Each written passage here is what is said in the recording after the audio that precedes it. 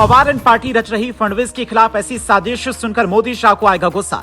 कौन है मनोज जारंगे पाटिल, जिसने दूसरा केजरीवाल बनने के चक्कर में कर दी बड़ी गलती। बाला साहेब ठाकरे अगर जिंदा होते, मराठी मानुष को धोखा देने वालों पर लेते सबसे बड़ा फैसला। क्या मोदी को दिल्ली की कुर्सी से उतारने की असफल कोशिश जैसे किसान एजेंडा चलाकर की गई, ठीक वैसे ही महाराष्ट्र की सत्ता से फडणवीस को हटाने के लिए क्या मराठा एजेंडा चलाया जा रहा है। ये सवाल इतना बड़ा है कि इसका सीधा कनेक्शन सियासत के सबसे बड़े वटवृक्ष शरद पवार और उनकी पार्टी से जुड़ी है। कहा जाता है कि साल 2021 में मराठा आरक्षण को लेकर जो आंदोलन मनोज जारंगे पाटिल ने शुरू किया, वो पवार की पार्टी के विधायक के विषय पर किया था।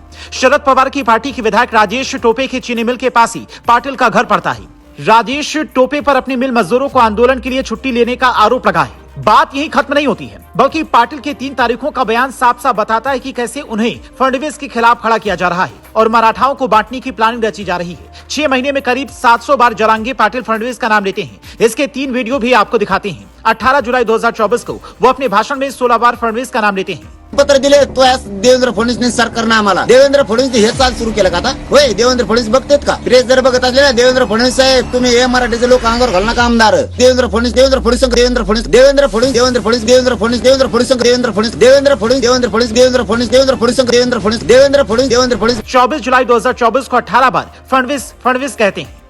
देवेंद्र फडणवीस बोलले, देवेंद्र फडणवीस मी तुझ्यासाठी येतच नाही बरं, आता होऊ दे काय व्हायचं। देवेंद्र फडणवीस देवेंद्र फडणवीस देवेंद्र फडणवीस देवेंद्र फडणवीस देवेंद्र फडणवीस देवेंद्र फडणवीस देवेंद्र फडणवीस देवेंद्र फडणवीस देवेंद्र फडणवीस देवेंद्र फडणवीस देवेंद्र फडणवीस देवेंद्र फडणवीस और 14 अगस्त 2024 को 7 बार वो देवेंद्र फडणवीस का नाम लेते हैं। देवेंद्र फडणवीस मुख्यमंत्री मायाची देवेंद्र फडणवीस साहेब माया ध्यानात राहून की उपमुख्यमंत्री माया मागायला लागले। काय देवेंद्र फडणवीस तुम्ही काय चालली का?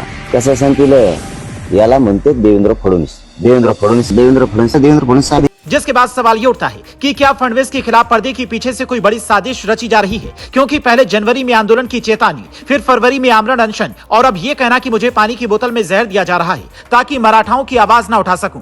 कई गंभीर सवाल खड़े करता है। विपक्षी पार्टी के नेता डिप्टी सीएम पर लगे इन आरोपों को लेकर जांच की मांग कर रहे हैं। सरकार ने भी बाकायदा इसके लिए एसआईटी गठित की है, जिससे ये पता चल सके कि पाटिल के पीछे कौन है जो मराठाओं की भावना से खेलना चाह रहा है और इसके जरिए सियासत की सीढ़ी चढ़ना चाह रहा है। उसकी शुरुआती रिपोर्ट में साफ इशारा करती है कि विपक्ष के कई बड़े लोग इसमें शामिल हैं और इसकी सबसे बड़ी वजह फडणवीस का ब्राह्मण होना है। जबकि सच्चाई ये है कि फडणवीस ने मराठा आरक्षण के लिए इतना काम किया है कि अगर बाला साहेब आज जिंदा होते तो शायद फडणवीस को सम्मान देते और अपने बेटे उद्धव को फटकार लगाते।